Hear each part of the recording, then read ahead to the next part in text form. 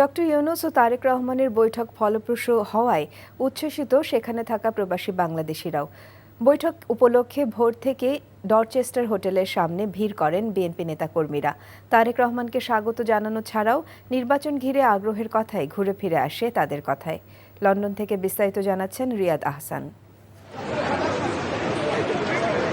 শুক্রবার লন্ডন স্থানীয় সময় সকাল ৯টায় অন্তর্বর্তী সরকারের প্রধান উপদেষ্টা অধ্যাপক ডক্টর মোহাম্মদ ইউনূস এবং বিএনপির ভারপ্রাপ্ত চেয়ারম্যান তারেক রহমানের গুরুত্বপূর্ণ বৈঠককে ঘিরে ডরচেস্টার হোটেলের সামনে নেতাকর্মীদের উপস্থিতি বাড়তেই থাকে।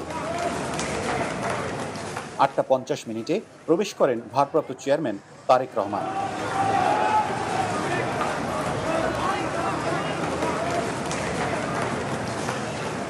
পরিস্থিতি মোকাবেলায় বাড়তি নিরাপত্তা নেওয়া হয় ব্রিটিশ পুলিশের পক্ষ থেকে। নেতাকর্মীরা জানান, এটি তাদের বহু প্রতীক্ষিত একটি মিটিং। বাংলাদেশে আগামী দিনে রাজনীতি কিভাবে হবে সবই নির্ভর করছে আজকের এই বৈঠকের রেজাল্টের উপরে। ৩১ দফার আলোকে অচিরেই যেন বাংলাদেশে একটি অবাধ, সুষ্ঠু, নিরপেক্ষ নির্বাচনের মাধ্যমে বাংলাদেশকে গণতান্ত্রিক স্বাদ দেওয়া হয়।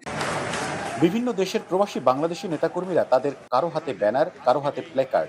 এসব প্ল্যাকার্ডে লেখা ছিল নানান স্লোগান।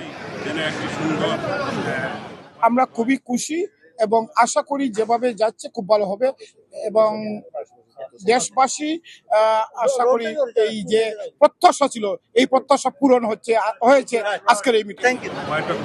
বিএনপি ও সমমনা দলের নেতারা জানান, তারা এই বৈঠককে দেশের ভবিষ্যৎ রাজনৈতিক দিক নির্দেশনার একটি গুরুত্বপূর্ণ মোড় হিসেবে দেখছেন। রাস্তায় দাঁড়িয়ে থাকা নেতাকর্মীদের হতাশ করেননি তারেক রহমান। হাত নেড়ে জানিয়ে দেন আলোচনা ফলপ্রসূ হয়েছে। জনাব তারেক রহমান মৃদু হাসিতে হাত নেড়ে জানিয়ে দিয়েছেন তিনি যথেষ্ট আশাবাদী এবং উল্লেখ করেছেন যে এটি একটি ঐতিহাসিক আলোচনা। যদি তাই হয় তাহলে বাংলাদেশ কখনোই পথ হারাবে না। এখন অপেক্ষার পালা সেই আলোচনার ফলাফল কতটা ফলপ্রসূ হয়। Riyad Ahsan, NTV, Europe.